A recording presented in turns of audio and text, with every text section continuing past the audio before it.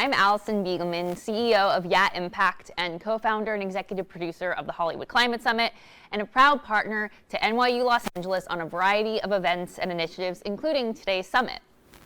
It's my pleasure to introduce our next panel, Expanding Human Connection Through Art and Technology. Our moderator is Joanna Popper, a media executive with extensive experience in the metaverse, AI, spatial computing, and Web3.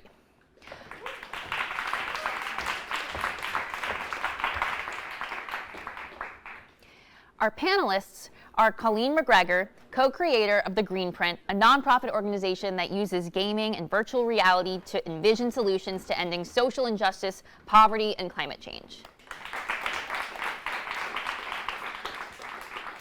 Reginae Gilbert, James Weldon Johnson Professor at NYU, user experience designer, educator, and author.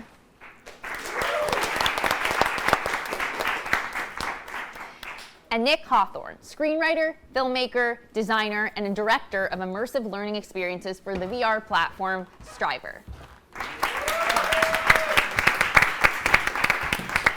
Excellent. Welcome. It's been a great day so far, and excited to have a fun conversation, an interesting conversation about human connection through art and technology. So let's start it off. We're in a really interesting moment in time right now where we have fears around art, fears around technology. You see some of the writer's strike. You see the conversations around the actors and the role that AI will play in particular, and how that will impact their livelihood, and not just in Hollywood, but across other industries. You see book bans back in the United States. You know, we see certain art isn't being allowed to be shown in some classrooms. You know, I feel like coming into the conversation was thinking more about technology being something that is dividing people or bringing fear. But we're in this unique moment where art is also is having this as well. So how? But our panel is about the human connection that art and technology can bring. So how do you all think about that? You know, when do you have a first memory that you experienced, or like a project or a piece of art or a piece of technology that first positively connected you, that are examples that inspired you or drove you to pursue and work in this field? Let's start with you. So I actually was born in Inglewood, and I remember as a child going to the Children's Museum here in LA, and I remember drawing with the computer, right, and doing some CAD stuff, even like this is in the 80s, so it was a very, very long time ago, but that was my first time making something and then being able to see it on a screen. Let's explain what CAD means for anyone who doesn't know. So for those who don't know what CAD is, it's if you draw something digitally and then you can see it on a screen, right? So that's my first memory of like seeing something on the screen and then not even realizing. Now I realize that I became a designer later in life, first in fashion and then user experience design. So that was my first real intro to that world. That's a pivotal moment. Yeah. It's beautiful. Yeah, so for me, I started in documentary filmmaking, and that was a huge driver for a long time for like me kind of getting over some of my fears of technology. And I, growing up in the 90s, didn't even have a cell phone until the year 2000. And so I was sort of like a late subscriber to technology, but my desire to do documentary film pushed me kind of over that hurdle. But I would say like what's driven me more recently into the immersive space was a project that I worked on for 4 years that was called World in a Cell. And it's a project about what's inside of our cell, and it's a VR project. And so for me, what was really interesting about that project was that we spend, so much money on outer space and pursuing external things, and there hasn't been that much empowerment for people to learn about their inner space or for things that are happening in our own bodies. And that became so critical during everything that happened with COVID, just how much we don't know and how much it's been inaccessible. It hasn't been something that's been shared with children, shared with people as they grow up, and kind of what's happening inside your body. It's sort of something that only is for researchers or doctors. And so for me, that was something that I realized, wow, here's like a chance to really change the game and like move things in a completely different direction. And that technology was able to aid in that and actually change and like surmount those gaps between people. And so that has completely shifted my perspective on what it can be used for. Yeah, so that was beautiful. exciting. Yeah. Yeah, I think technology has been a connective force for me almost my whole life. When I think to sort of the years in which I grew up was a big heyday for things like AOL Instant Messenger. And so my early associations with the computer that's where I talked to my friends. And it was actually when I was in high school that Facebook came out. I'm dating myself a little bit. But there was a real sense of community on Facebook at the time. There wasn't any of the distrust, and it was a real place to, find somebody who also liked the movie Anchorman and meet them. And they lived in New Jersey and you lived in Boston, and you were both just high school kids, and there was a real innocence to it, but there was a real connection. And I remember meeting real people, both playing video games as a kid and stuff like that, and getting on IRC or Ventrilo, and having real-time conversations with people in Canada or Do you wanna California. explain what those are? For Yeah, those are kind of old Students who old may or versions may of not know. chat apps, right? Like before we had Discord and Twitch, we had IRC and Ventrilo, and we had a game called Counter-Strike that we still have. And we would play it in real time with people all around the world, and there was a real team aspect to it. And so there was a sense of community and teamwork that came from the technology that was connecting us in a way that, the other place in my life that I felt that was playing sports. But this is a way to get that feeling of being on a sports team while being at home behind your computer and not having to be in the same space or get ice time or whatever it is to actually get an organized sporting event going, which is not so play easy. hockey? I did play hockey. Yeah. Great. Yeah, and so we've talked a little bit about some original examples and some examples that are in your more current work. What is sort of the bigger vision that you all have around this? How can technology impact our human connection positively, negatively, and how can we harness technology or direct technology to positively impact human connections?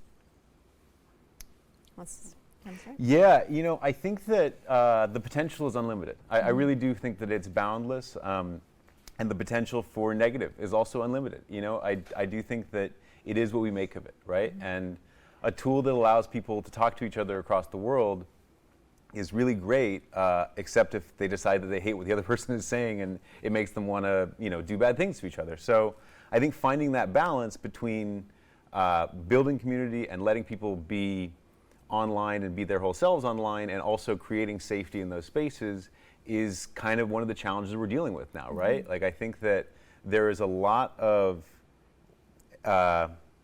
sentiment that social media is a negative force these days, especially when it comes to teen mental health, things like that. But social media is also a tremendously positive force for certain people, for certain communities, and finding that balance and shifting that balance towards the good, I think, is sort of our shared collective responsibility over the next 20 years, because the technology is not going away. That's the one thing that I think we can all take to the bank. Yeah, I mean, what do you all think, the role of society, the role of us as individuals, as consumers, and the role of the companies? Because in some cases, I think that is the desire of the company. In some cases, it's very much focused on the shareholders, the stockholders, and they probably want to have a positive impact, but they may not be where the business model is targeting right now. I mean, I can speak to that. So when we were kind of embarking on the green print, we were sort of at a crossroads of whether we were going to go the nonprofit route or whether we were going to go. Well, tell people what the green. The Green Print is an organization that wants to empower people to create sustainable societies, communities based on dignity and innovation. But we do that through a game that we're building, and we do that through our education platform.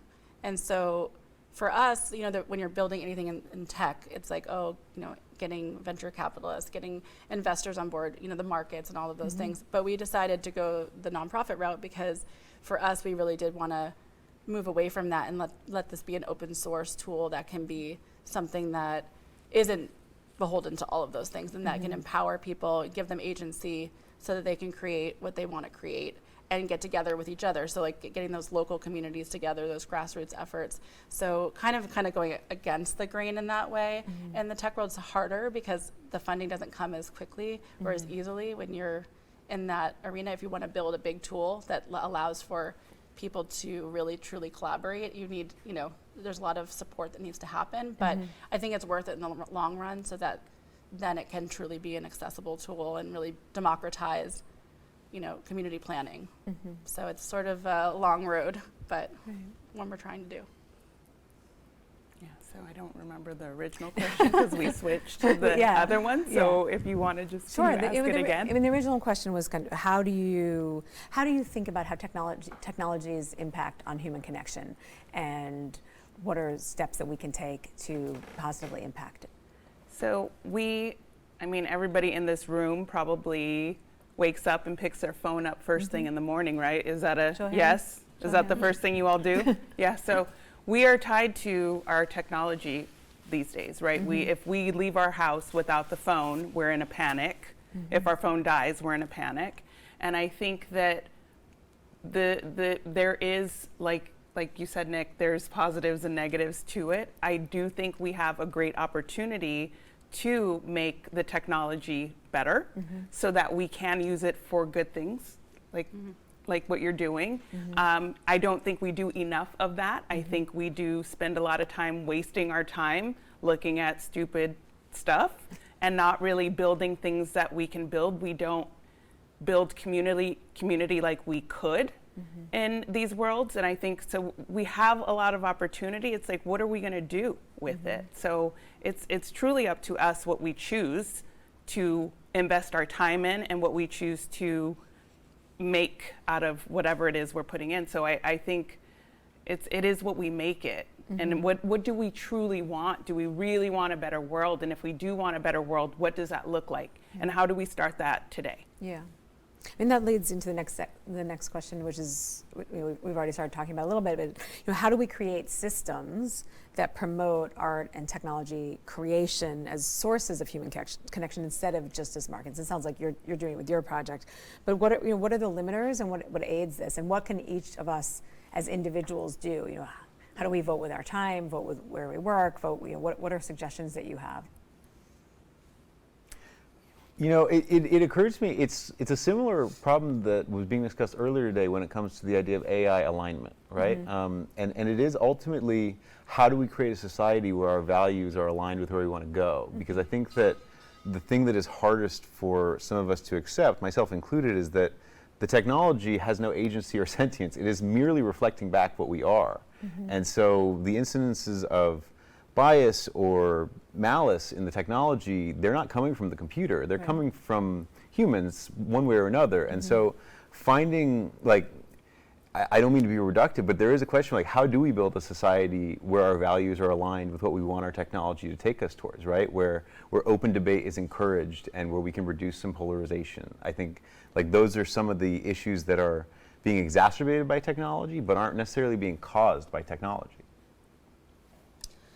Yeah, I mean, this might not be exactly the same thing that we were just talking about, but I feel like one of the things that we've kind of come across when you're saying I want to make something like a global tool, right?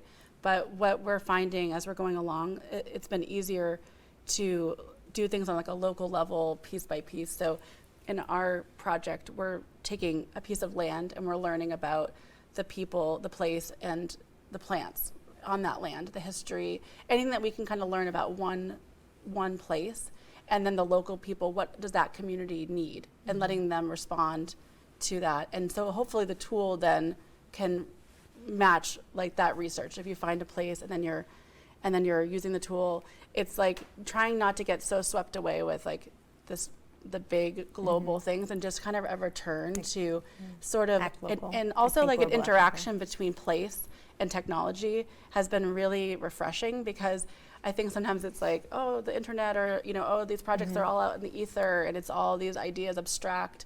But when you can kind of constantly have a feedback loop between place and technology, then I think it's a lot easier to move in a direction that has community, right? So it's just, I think we kind of moved away from place because wow, we can be anywhere at any time. but maybe it's important also to be here at this time doing these things. And so that's been kind of something that we've been learning along the way.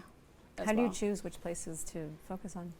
So for us, the first place that we wanted to focus on, so Jordan Barber, who is the founder of the Green Print, she was supposed to be here today, and she's from Georgetown, South Carolina. And so our 501c3 is kind of housed between South Carolina and Los Angeles. And it was really important for us to focus on Georgetown because it's where she grew up. It's also a place that has a kind of a fraught history with, you know, the plantations and the rice culture. And so that was something that was important to us. It was like a perfect place to tackle land, really, because there's so much to unpack. And it's a place that needs, you know, a lot of healing. And then there's a lot of people on the ground doing a lot of amazing work with community and with sort of, you know, restorative conservation. There's a huge food desert in that area. So it was just so many aspects that we found when we were looking at Georgetown, South Carolina. And it just kind of is a microcosm of America in general and the things that need to be worked through. And so that's where we started. So if you played the game today, then you would see that there's a plantation where we are building these sort of sustainable communities on top of. But we also have a couple other pieces of land that we're working on. One of our team members, Ariella, is part of the Chickasaw Nation, and so she's also bringing in a piece of land that we'll be working on.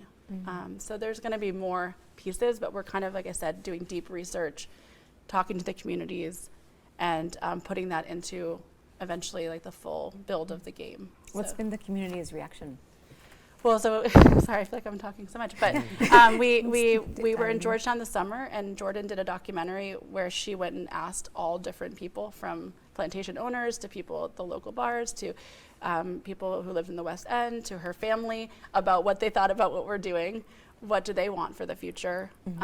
What are things that they feel about the place that they're from? And so the reaction is positive. I'm sure a little bit like, good luck, guys. But I think people are excited about the idea, and I think there's a lot of hope. So we were very hopeful. We walked away from the summer with a lot of like a really good feeling of community, and feeling energized. That's great. Which is good. That's great. Go ahead. Oh, I was just going to echo. I think that's a really great point you made about the sense of place, and technology outside of virtual reality tends to be very placeless. Like, where is Wikipedia? Yeah. Is not really a question that people can conceptualize. Where is Slack? It's in the virtual realm. But the idea of virtual reality can actually put you in a location. That is one of the things about that particular technology that I think is really effective. And to your point, like, you can actually give somebody the sensory experience of Georgetown, South Carolina, while they are in Los Angeles, but make it very place specific as opposed to place agnostic, which is kind of the default for so much other, technology. Definitely. Yeah, and just to piggyback off of what Colleen and Nick said, I think when we're creating something, whether we're an individual working on a team or with an organization, I like the phrase that's often used in the disability community, nothing about us without us. So that means that you're involving the community, you're involving people with lived experiences, and you're not just going based off of what you know. I think that's a really important piece that they both covered very well. Yeah. Yeah.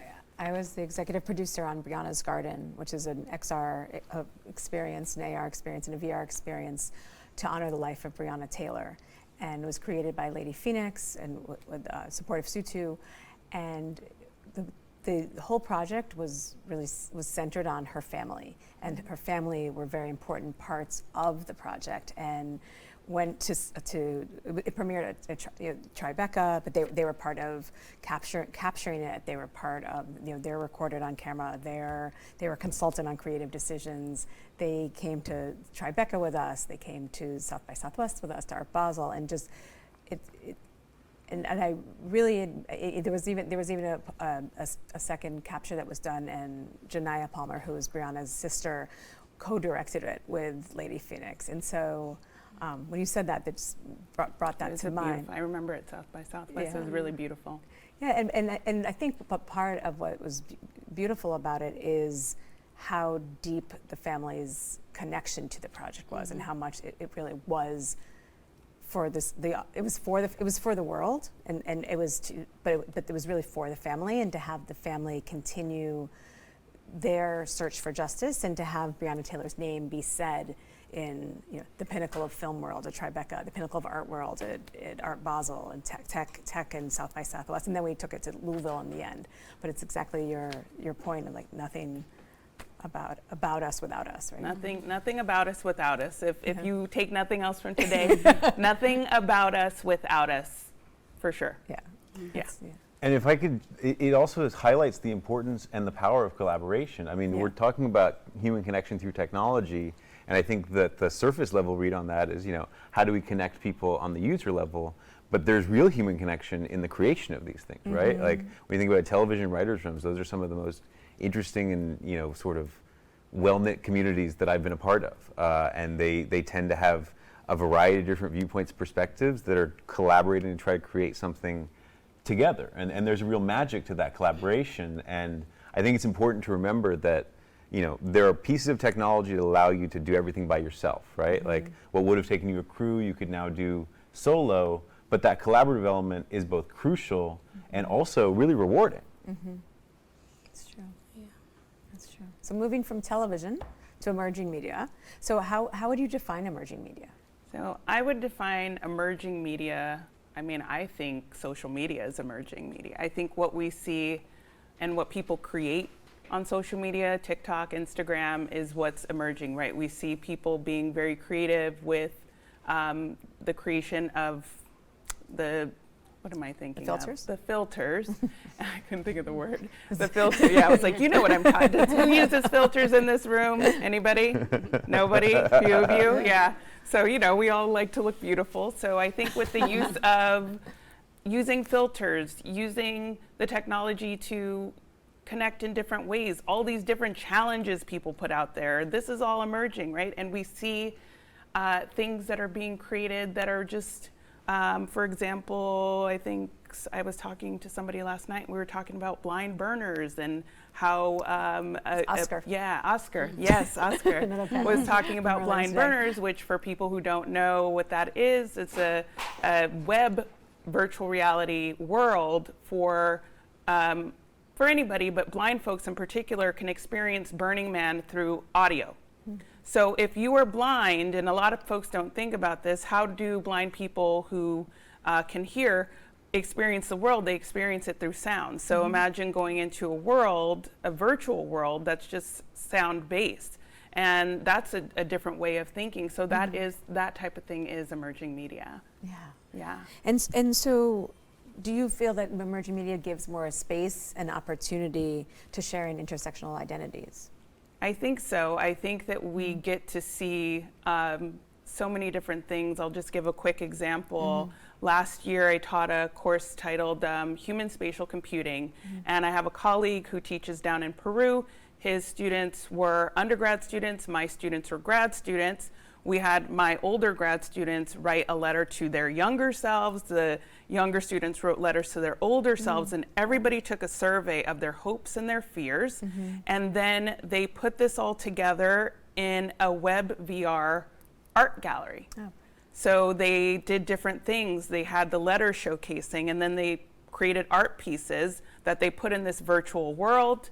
They added music, right? And this was something that students down in Peru could go through, students in the US could go through, and it brought them together in a really cool way. I think that this type of technology bridges the worlds, right? Yeah. You could have somebody far, far away from you and connect on a simple level like music or a game or whatever it is. So again, there's lots of opportunity for us to go either way with where we go. Where with did this. the idea for that project come from? The two of us came up with it. Yeah, so great. yeah, That's it really was creative. it was fun. Yeah. It was fun. And what was the students' reaction? They enjoyed it. They I mean, it was a challenge to put, they use Mozilla Hubs. For those who don't know, Mozilla Hubs is a web virtual reality world where you could put objects in there, you could put 3D objects in there, you could put whatever you want in there, basically build the world you want. And so that's what we just made an art gallery, and the students had different things. There was one really cool, I remember there was a set of stairs that talked about life, so, and the steps you take throughout life. So there was a lot of cool things. Yeah. Really cool. That's a really cool project. Yeah. Are you going to continue doing that in future years? Well, not this semester, but I'm definitely going to do it in the future. Very cool. Yeah. Very cool. So Nick, you've worked in Hollywood writers' rooms, and you're now working in XR with large Fortune 500 clients. And how you I'm sure people are really interested in how do you make that switch, and then we'll go a little bit more into. Yeah, it turns out that there was a lot more overlap than I thought. So there were a couple of fun factors. One, I happened to work on World in a Cell, the project Colleen mentioned, in between TV jobs in 2017 or 18. It's a coincidence. Total coincidence. Coincidence on the panel. Literal coincidence. When I saw her on this panel, I was like, oh my goodness, Colleen. It was truly happy. But so I had a little bit of VR and XR experience, more so than the average TV writer. And as I mentioned, my college background was in computer science, so I had sort of the right pieces to sort of know how to talk about Unity and convince them to take a chance on me, because ultimately they're looking for somebody who can direct virtual reality content, especially live action 360 video, and there aren't a ton of people who just have that on their resume already. So the challenge for the company hiring me is sort of, who do you take a chance on figuring this out? And my combination of television production, having done some theatrical production, because VR cinema is much closer to theater than it is television because you can't cut. And then having worked like even just limitedly in Unity, gave them the confidence to say like, okay, we'll give you a chance. And then they basically trained me in how to do their production, because it's 80%, I would say, the same as making a movie, which is to say it's casting, it's lights, it's line producers, it's all those things. And then there's 20% of it that is stitch lines and 6 cameras and the various sort of VR specific things, right? Not moving the camera, worrying about worrying about user nausea, those sort of elements that are not necessarily present in 2D film. So that's how I got into content. Yeah, exactly right, exactly right. I mean, you give me a shaky enough Steadicam and I'll get nauseous watching it. There's a movie, Cloverfield, that always was the go-to nausea inducer when I was in college. But yeah, so that's kind of how I found my way there. Well, and tell everyone a little bit about Striver and what you all do. Yeah, so Striver is a company that creates training experiences, or immersive learning experiences, I should say, and uses VR and its specific benefits in terms of spatial recognition and emotional engagement to put people in scenarios that would otherwise be trained either with job shadowing or something like that. And so from a variety of use cases, it can be incredibly impactful, both in the sort of hard skills lens. For example, safety hazards in a warehouse are the kind of thing that if you can recognize them in a spherical 360 environment, you can probably recognize them in reality, while taking away the hazards of actually having slips and falls in a live warehouse. But there's also real research into the emotional engagement of presence in VR in live action video, and making eye contact with, for example, a customer in VR gives you the emotional experience, and it almost tricks your brain into thinking that it's something you actually lived through. And so the experiential learning is more effective learning. And that's one of the things that the company's been able to prove in the last 5 years, is that they can take a wide variety of subject matters and train effectively in VR, and both the companies and the learners themselves, who are all surveyed at the end, report liking it much better than the alternative, kind of traditional corporate training videos. So I know that the company started in sports, and there's probably a lot of fun examples you can give for that, and has moved increasingly into training, training and development, learning. And you mentioned a little bit about the feedback. I'd love to talk a little bit more. One, are there any examples that you can give about a type of training or a type of company you've worked with? I mean, certainly, like the Walmart example is public, and there's some other ones that are public. Yeah. But maybe just walk us through, like, what are people learning in there, and then what's the feedback you're getting? Sure. Yeah. So Walmart was definitely a huge project that Striver did. A variety of projects for Walmart. But one of them was just basic sort of customer service at the teller, dealing with multiple time-sensitive customer issues at the same time. And so feeling the impatience of somebody looking at you, waiting for you to respond, can really make you feel that impatience and sort of bring a facsimile of reality in a low stakes environment where you're free to make mistakes without experiencing the actual negative consequences of those mistakes. So it's like a role playing of sorts. Role playing, exactly. But another thing that they actually also did for Walmart that I'm fairly sure Walmart talked about this, so I don't need to worry about the NDA. They did an active shooter training module, which is a horrible thing that has to exist, but is a necessary thing. And Walmart then experienced a shooting and credited the module with making people better prepared to react in the actual high stakes moment because they had experienced something similar in VR that gave them some amount of training and things that they could do and not do in that moment of crisis. The muscle memory. Yeah, and so, you know, I don't want to oversell it, but I do think that training literally saved lives when the time came for somebody to storm into El Paso and, you know, do the awful thing that we know happens all too often in this country. So that's the kind of, I don't want to bring it down, but that's the kind of real world impact where it's like, if you can save lives with what you're doing, like you're doing something right. And so that's something that I find really inspiring. And it's a good example of sort of taking a dangerous situation and allowing people to experience it safely. And giving them the confidence when they're then faced with that dangerous situation in a real high stakes environment. Yeah, it's so impactful. Yeah. Definitely using technology to create both a positive, well, a less negative impact, right? In that case. Exactly. You know, exactly as right. positive impact Yeah. you can- Exactly right. Yeah. Yeah. And have you worked on any of the sports stuff? You know, I have not worked on the sports stuff. Striver stands for Sports Training in Virtual Reality, and that's its origin story comes from sports very much so. But at this point, I have not crossed paths with any of the NFL. You haven't done the hockey training? No, I have experienced it. Sorry, I have done it in headset, but I haven't been able to direct any But of you it. mentioned you were playing hockey, so. I do, yeah. I was a goalie, and we do have a hockey goalie training. So. You can just talk about that a little bit, just why it works, and Yeah, I so- always love that example. Yeah, it really works well for, again, it's a spatial processing issue, right?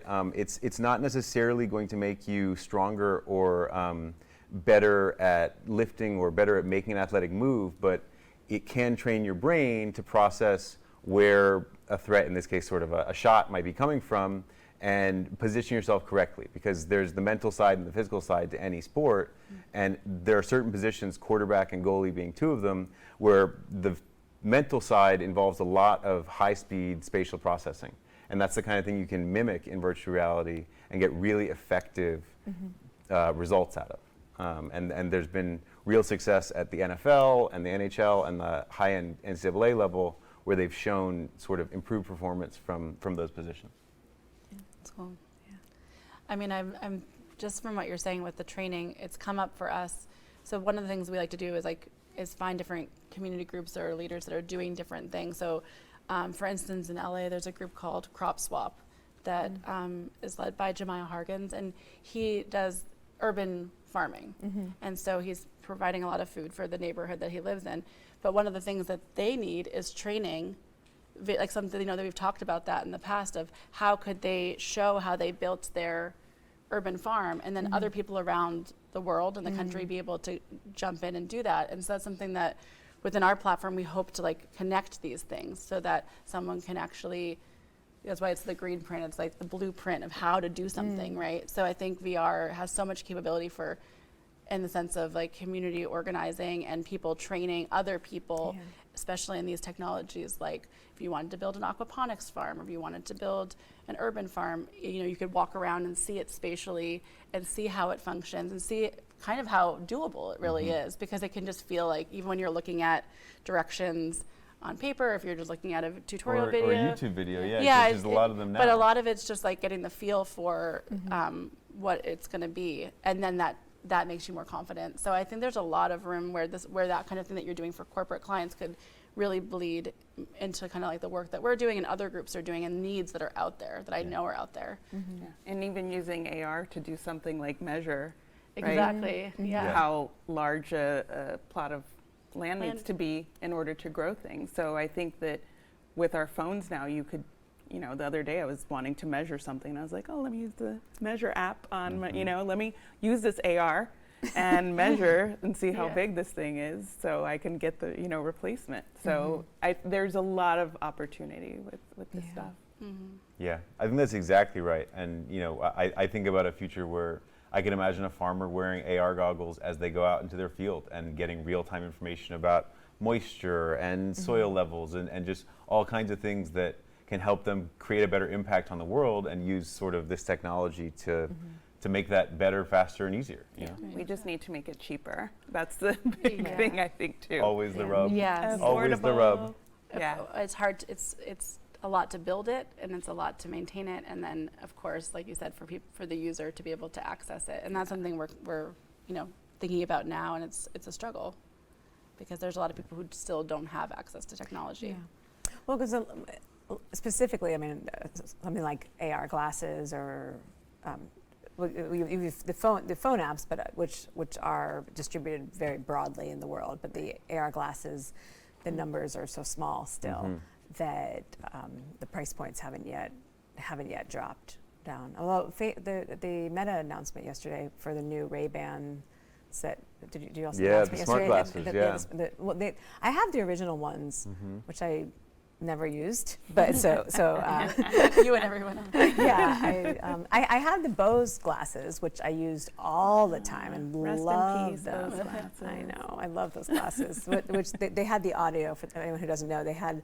audio on the side. The side, So yeah. imagine a pair of sunglasses with a speaker right here. yeah. They were really cool. I took phone really calls on them. bummed out when they discontinued the Bose glasses. Yeah, they were great. There was a lot of opportunity there. Because it was Bose, the sound was great. Yeah. You could do phone calls. You could listen to music, and you could hear, and other people couldn't hear. They were fantastic. But the new smart glasses from the Ray-Ban, I think they're called Ray-Ban Meta smart glasses. Yep. That were announced yesterday.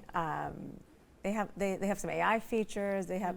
I mean, I think my vision for what those glasses are going towards is, if anyone remembers Devil Wears Prada, the movie. Oh, Yeah. she's walking through the scene and she's yeah. getting the info. Well, the scene where Anne Hathaway, where Meryl Streep has her two assistants behind her, Emily Blunt and Anne Hathaway, and they're just providing her. This is the ambassador.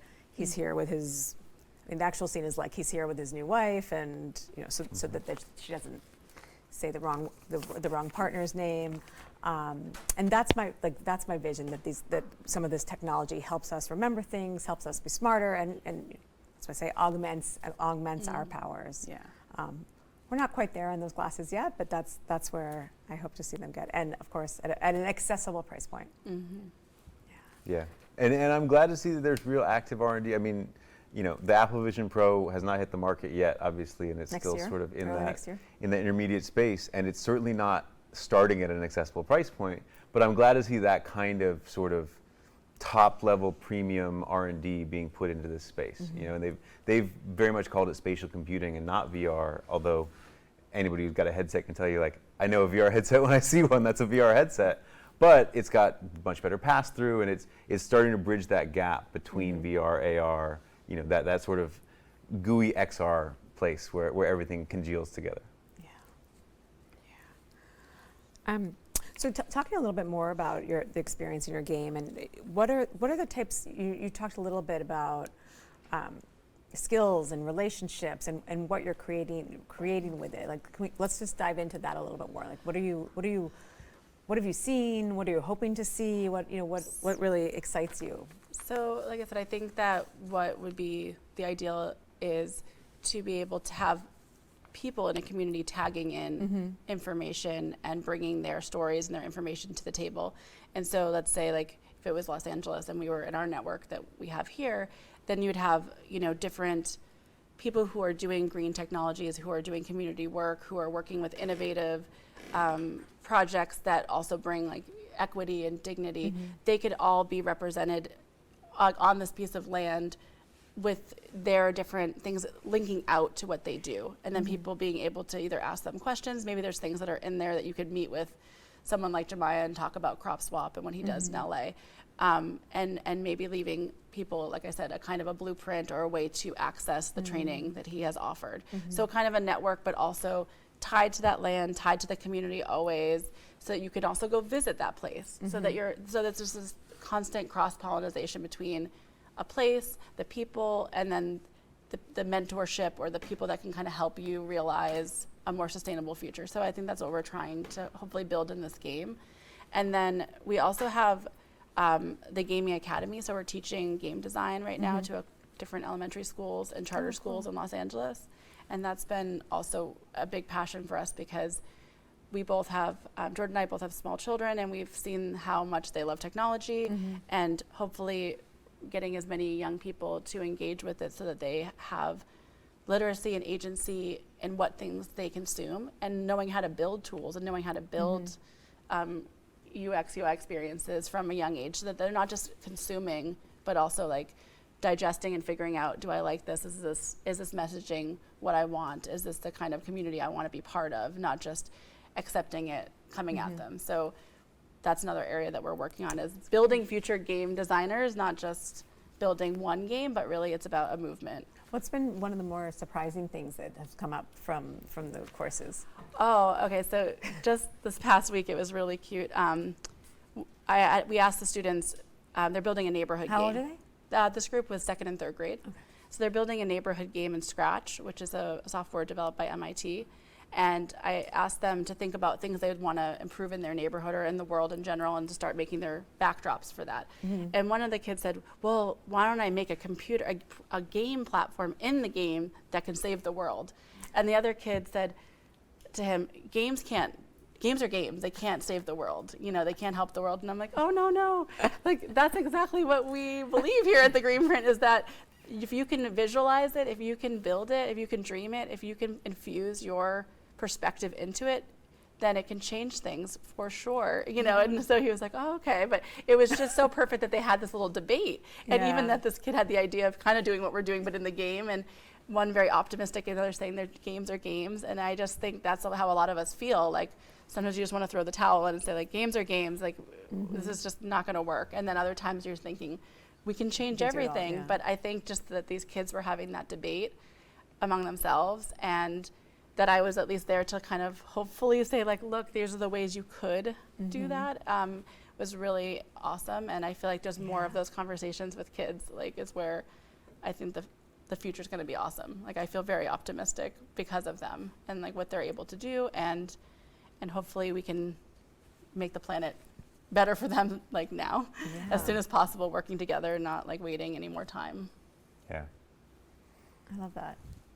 It's a great point about games too. I mean, video games are a huge part of my origin story. Like, when I was talking about technology and community, like a lot of the friends that I made in high school were because we were playing games together, whether they were sports or video games. Like, I think that's a really smart way to kind of bring kids in a way that doesn't feel like school, that doesn't feel, you know, top down, that feels very organic to them and their desires. Yeah, so our tagline is "Play together, change the world." And one of the things that we talk about, Jordan was a game design undergrad, and the magic circle, which is just like the society is just a big game, really. We all enter into a bunch of rules that we agree upon, and why then can't you make a new game? You know, why can't the rules change? Why can't we engage in it in a different way and make another game? Like this, it really is like that. And playing together, I think, is so important, because that's, I think, where the real change and connection and community comes from, is like those fun moments when you're with other people and you're open and you're kind of having that friendly collaboration. Maybe a little competition is good. So, yeah. How do you think about I mean, as a designer, like, how do you think about infusing elements into an experience that are around playing and accessibility and openness, and, you know, what are the frameworks that you look at that with? So my focus, for those who don't know, is in accessibility and inclusion. I research accessibility and inclusion in XR, so both in AR and VR. And so the lens that I tend to look at things at from the very beginning is accessible. So accessibility, thinking about if someone is deaf, how would they experience this? If they're blind, if they have cognitive issues, if they have mobility issues, how are they experiencing this thing, and what options can we provide for them, right? So, for example, there's this great project that was created by PhD students called the Locomotion Vault, and it shows the different types of locomotion in VR. And so there are all these different ways that we can interact and move. For those who don't know what locomotion is, it's the way you move, right, in virtual spaces. And if someone needs 2 hands to pick something up, can we make that with 1? If they don't have the 1, what do we do then? Is there a way we can use eye tracking? Is there a way we can use voice, right?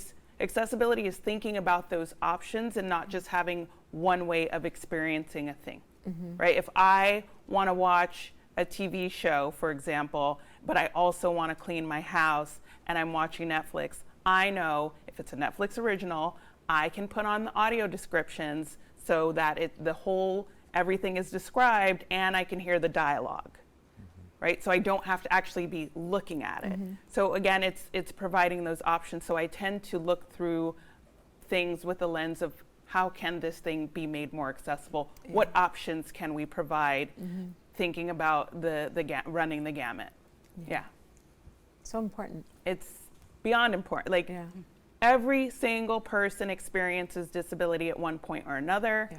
Some people have permanent disabilities, some people have temporary ones. And no one likes to be left out. Right. That's my biggest thing. This is what I tell my students. We all know what it feels like to be left out of something. It's not a good feeling. And when we don't make things accessible, that's what we do. Yeah, so important. Yeah. So cool. Thank you for doing that work. Yeah. So this is an NYU event, as we know, and we have many students listening. Some are here, some are some are on the stream. What's your message to them regarding the next chapter of human connection and art and technology? And what advice, what thoughts, what frameworks, like how would you invite them to be thinking about this area? This might be a little pithy, but remember there's somebody on the other side of the screen. I think that one of the dangers that we have with the way we connect via technology is it feels very anonymous, but it is not. With certain exceptions, like there often is somebody behind that avatar on Twitter or not Twitter anymore, but you know what I mean?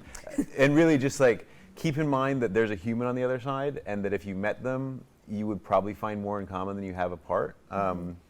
And that I think is like something that I personally struggle to remember sometimes when I get really mad about something I see online and I'm like, what kind of monster would think this or post this? And just trying to remind yourself to take a deep breath and remember, like, there's somebody on their side, and they may not be thinking about you, but if you can think about them, then that's halfway there. Yeah, it's an interesting comment given there's all this conversation about NPCs or non-playable characters being driven by AI and gaming, and that, in some cases that could actually be beneficial. The conversation's often framed about like, what do you want your kids playing with all these non-real people and like making friends with non-real people? But I guess depending on how they're behaving, maybe that's actually better in some cases. So it's kind of a flip side. Absolutely could flip be. side to that. So you speak to students every day. I do. So you probably want to go. Okay, let's go to you first, Colleen. I was gonna say. I have so much I could say about that, but I think the people that you're meeting now in your classes, whether they're in Peru or they're sitting right next to you, these could be your future collaborators. Like I said, with Nick and I back on the couch, and Jordan and I met in our grad program, and now it's 10 years later, and we're working together. I think honor those relationships, really learn from your classmates, and realize that these are going to be people that you'll be working with, and take it seriously and build those relationships, and also really get to know everyone, because you never know how your lives will intersect in the real world or virtually. But it's really exciting to just make those friendships now, those working relationships, and take those forward. So just know that will happen if you want to make a true connection with someone. You will. That's good advice. Yeah, and I would say, don't be afraid to fail. Don't be afraid to fail, because that's the only way that you learn, that you get better if you fail. And I'll say this, because I say this a lot to my students, that rejection is protection and redirection. So if something doesn't work out, good. Okay, I didn't need you in my life. Because something, something better is coming along. Don't be afraid to try new stuff. Don't be afraid to fail. And if you do get rejected, because we all do, know that it's taking you to where you need to be. All good advice. All right, Yeah. so last question is, how could people get in touch with you? And if there's anything in particular that you would like people to get in touch with you around, whether you're hiring or research assistants or user play testing for your game. Yes, yes, yes. Okay.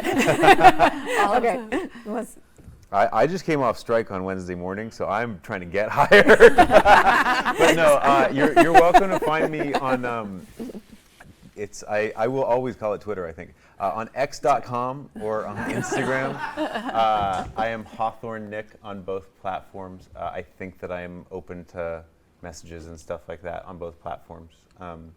And if you prove to me you're not crazy, then I'll give you my email address. Okay, so level up, level up. So you can visit our website. It's createthegreenprint.com. And yeah, we're looking for coders for the open source game. We're looking for researchers. We're looking for interns. So yeah, anybody who wants to reach out, go ahead. Our email's on the website, and we'd love to hear from you. Awesome. People can find me, I still call it Twitter. I'm on Twitter at @reg_INEE and LinkedIn. Yeah. I'm Joanna Popper. You can find me on all of those platforms at Joanna Popper. Excellent. Well, thank you so much. This has been a great conversation. Thank you to NYU. Thank you to the audience. We appreciate it. Thank you all. Great.